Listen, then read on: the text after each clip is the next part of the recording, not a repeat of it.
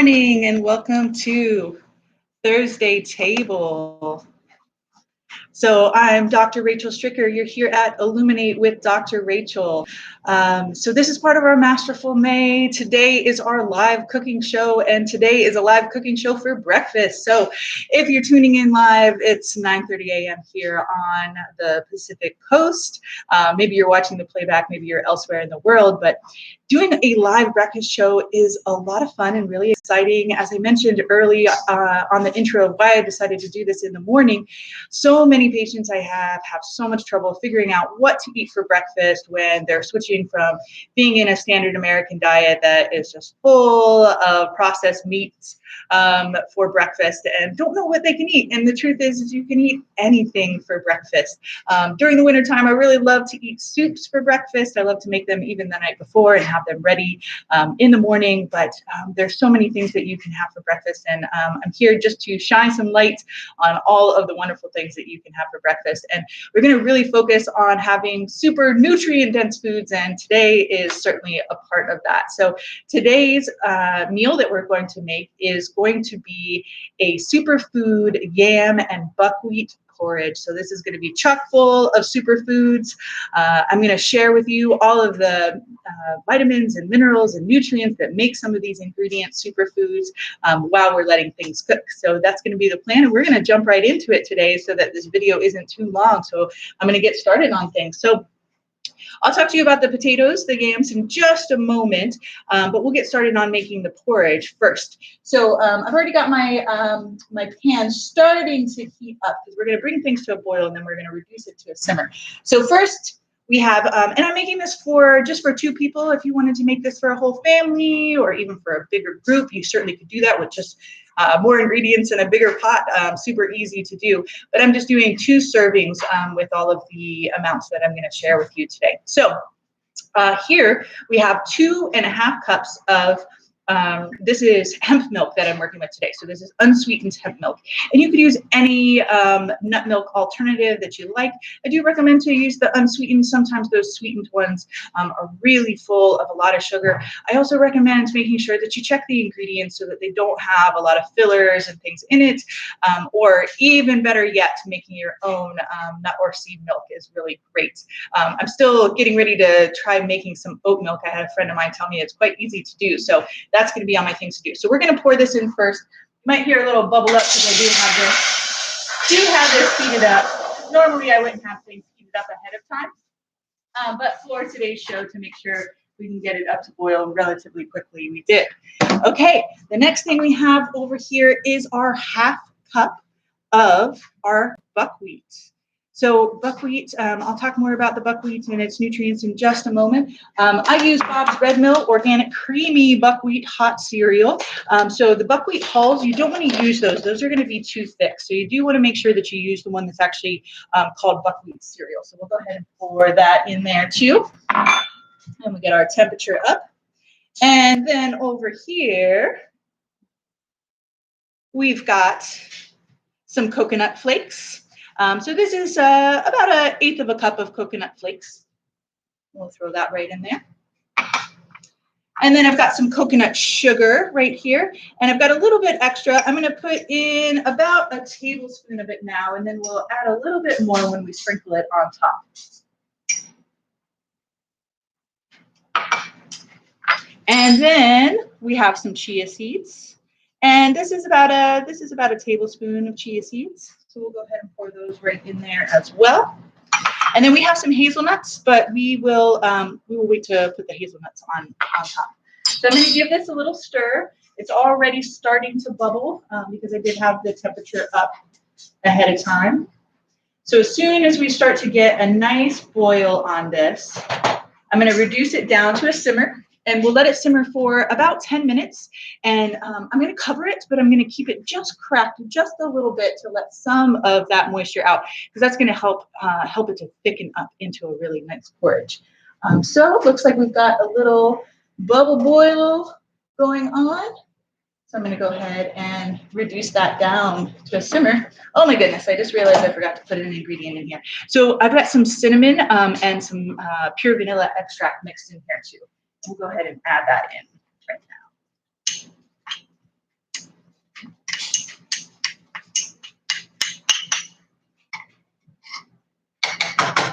give it another stir.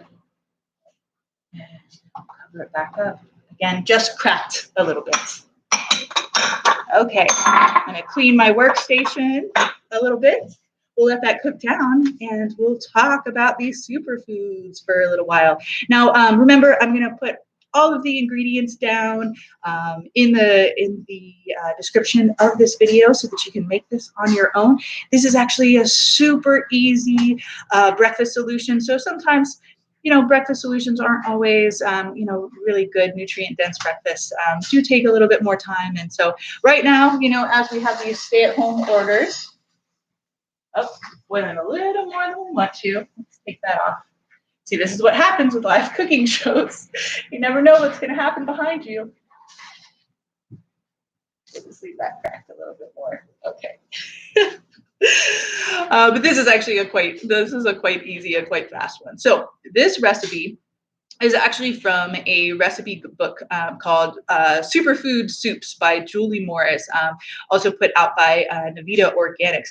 I am so happy to work with this book. I actually received it through an Instagram contest, so I have a signed copy of this book, and I have probably made, oh boy, maybe 75% of the soups in here, and they are just so fabulous. And of course, you know, as a chef, I kind of fine tune things. I change things around. Her original recipe doesn't have the vanilla extract in it, calls for almond milk. And this is what you can do. You know, you can have any kind of variety to your recipes and make it fun, make it your own. But this book is so inspiring. All these recipes are beautiful. So if you're looking for a new recipe book, if you love to cook soups, I might, you know, highly recommend picking up a copy of that because it has been so fantastic. I've, you know, made my way through most of these soups, and they've been a big hit with friends, with family, with my little kids. So I'm happy to be sharing this particular recipe, which is a great breakfast recipe. Let's talk a little bit about the superfoods that we have in this breakfast today. So we'll talk about our buckwheat seed first. So buckwheat seeds are a really great source of vegan protein and fiber, and they're gluten-free. So don't let the buckwheat confuse you. It is not a wheat product. So it's actually a seed, and people who are gluten sensitive or even have more severe gluten allergies are perfectly safe to have buckwheat. So it's a great source of a non-gluten grain and a non-gluten cereal grain. It's got a very nutty taste to it. Has lots of manganese, has lots of amino acids. It's really iron rich, which is great too, because of course, if you're on a vegan diet and you're not eating red meat, you know, iron is something that, you know, is a concern for people, especially women who are still having a menstrual cycle. Sometimes that can be a concern, getting enough iron. So buckwheat is a great source of that, as well as dark leafy greens. That's another good place to get your iron and proteins from, for that matter. This particular recipe, so I'm going to show these right now. We have some yams, and so these are Japanese yams. These are actually Murasaki yams, and I'll show you what this one looks like. So it's got kind of a reddish purple skin to it. And this is actually the sweet potato that's the emoji that's on your phone, curiously enough. Now, usually this recipe, I make it with purple yams, Japanese purple yams that are actually purple on the inside. I do prefer that because it just makes it this really bright, vibrant dish. You get more antioxidants, more of those proanthocyanidins. It's the same thing that goes into making blueberries blue, goes into making it purple. And I'm a big advocate for people eating the rainbow, and there's not a lot of purple foods, and so being able to have something that's purple is great. Now we do still have the purple skins and things on them, although I did peel the skins on these potatoes. So these ones I did ahead of time so that this cooking show wasn't too long. So these were baked in the oven at 400 degrees, and this is just one. And again, we're just doing 2 servings, so just one is perfectly enough. These were chopped up. This is about 3/4 of an inch dice. So heated the oven up.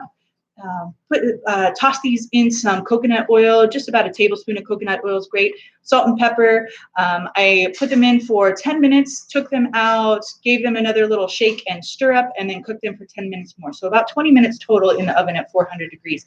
And you can see they have this just really beautiful caramelization on them. They're so delicious. So, you know, you can do these really with any kind of sweet potato, any kind of yam. The yams and the sweet potatoes all have, you know, similar vitamins and nutrients in it. So lots of vitamin C, lots of vitamin K. We've got the B vitamins, we've got calcium, we've got fiber, all of those great things in our sweet potatoes. Then we have coconut in our recipe. So coconuts, you know, you probably are well familiar with coconut. It certainly is a superfood. It's a great source of a healthy fat that is vegan friendly. There's so many vitamins and nutrients in it. Again, we've got lots of manganese, we've got some iron, we've got some selenium, we've got B vitamins. So we've got the coconut flakes, we've got the coconut oil, and then you certainly could do coconut milk in this as well if you wanted to. Then we've got cinnamon. Cinnamon is such a wonderful spice. It's so great to work with. Cinnamon is the best thing about cinnamon is it's great for balancing blood sugar levels. And so this is really great for diabetics. Cinnamon is really great for people even who have insulin resistance or metabolic syndrome. So you're not in the diabetes range. We really call pre-diabetes metabolic syndrome these days now, but it just means that, you know, maybe you're a little overweight, maybe you have high cholesterol, maybe, you know, those fasting blood sugar levels are a little bit high, or you just have a very, you know, you have a standard American diet, or you're having a lot of carbohydrate-rich foods, you eat a lot of sugar. Cinnamon does a great job of not having sugar in the body, but helping to regulate those blood sugar levels and has kind of a natural sweetness to it. It's also full of antioxidants. It's very anti-inflammatory, so it's very friendly to a lot of different diets, and just a wonderful spice in general. So a great asset in porridges and in cereals. Then we have our chia seeds. Chia seeds are amazing. So ounce for ounce, they actually have more omega-3s than a piece of salmon does. Now, of course, a piece of salmon, if you have a 4-ounce piece of salmon and you want to take in 4 ounces of chia seeds, that's a very different thing. That's a lot of chia seeds because they're tiny, tiny little things. But it's a good thing to know because they are really, really rich in omega-3s. And again, a vegan-friendly food that you can get your omega-3s in. They also are full of antioxidants. They're full of fiber. They're a great, great source of fiber. So when you have these chia seeds and you soak them in water, they actually work as a great alternative in baking to using eggs. So again, making vegan-friendly baked goods, you can use chia seeds, and they work as a binder and as a filler. So you can use them in egg replacements.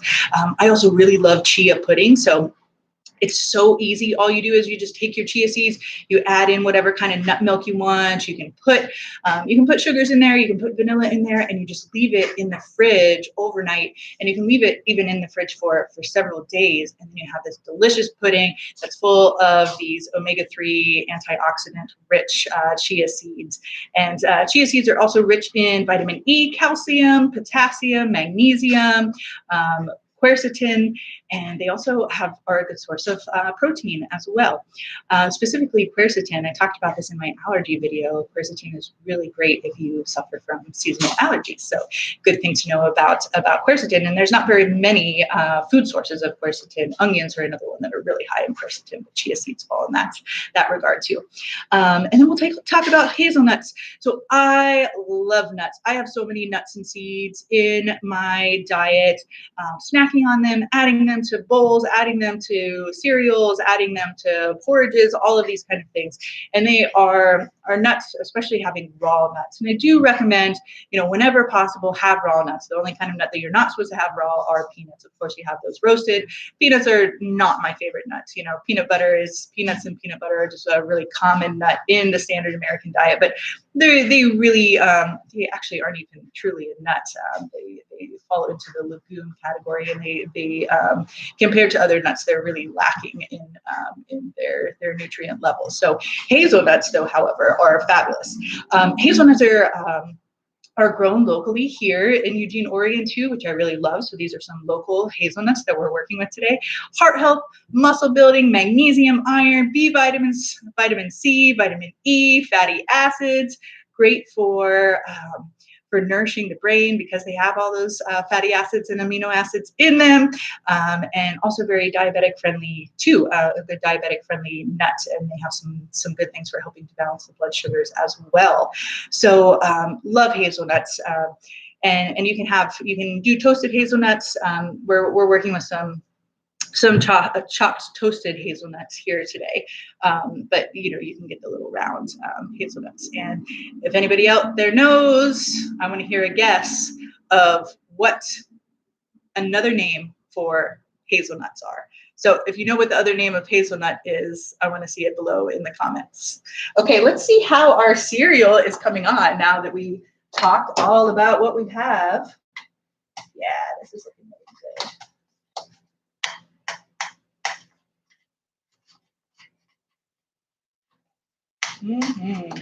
Oh, this smells incredible. So what I'm smelling here is that cinnamon, that vanilla. It's got a really nice, soft texture to it.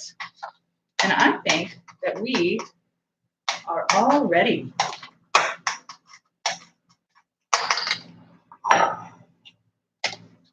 So I'm going to go ahead and pour some of this out. You can get a little closer to the camera and you can pour some out. Yeah, it's looking pretty good. All right, so this is our end product. So looking really lovely. Got that cinnamon smell, that nutty buckwheat smell coming out. All right, and we're going to take some of our yams here. And we're going to just toss them on top. And we'll take a little handful of our hazelnuts and just sprinkle them on top too. And then I'm going to do another little sprinkle of our coconut sugar. Now, if you are on a low sugar diet, you could opt out of putting the coconut sugar in here all together. You don't have to have that sweetness, especially if you're putting the cinnamon and the vanilla extract in there. There's going to be plenty of sweetness from from those ingredients as well as from the sweet potatoes. So you could really opt out to put the sugar in this, and that would become a more diabetic friendly breakfast. It would become a more candida friendly breakfast. Coconut, sugar overall is pretty diet friendly. So it's vegan. It's really falls into paleo. There's different debates about the paleo, whether any sugar is okay. Most of the time I find that paleo recipes oftentimes will include things like coconut sugar, honey, or agave, but certainly if you're vegan, you wouldn't want to use the honey. So coconut sugar and agave would be your other choices. So let's see if I can show you this bowl. Oop, spilling it on my computer. Filling it up too high, got a little too excited. Hopefully you can see this a little bit though. So this just looks like such a beautiful bowl of goodness. Let's give it a taste. Yeah, so again, smelling all that nuttiness of the buckwheats. We've got the hazelnuts in there now.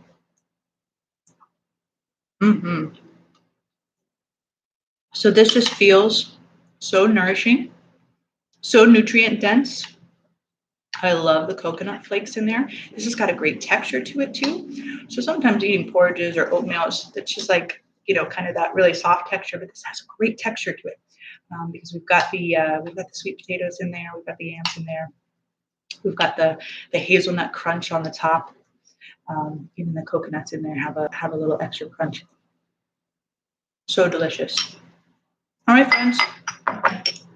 That is it. We've got our Superfood Yam and Buckwheat Porridge, a great vegan superfood breakfast that's easy to do, easy to make, kid approved, absolutely kid approved, and I'm sure will be nourishing and wonderful for your body as well. Okay, so in the description below, when I post this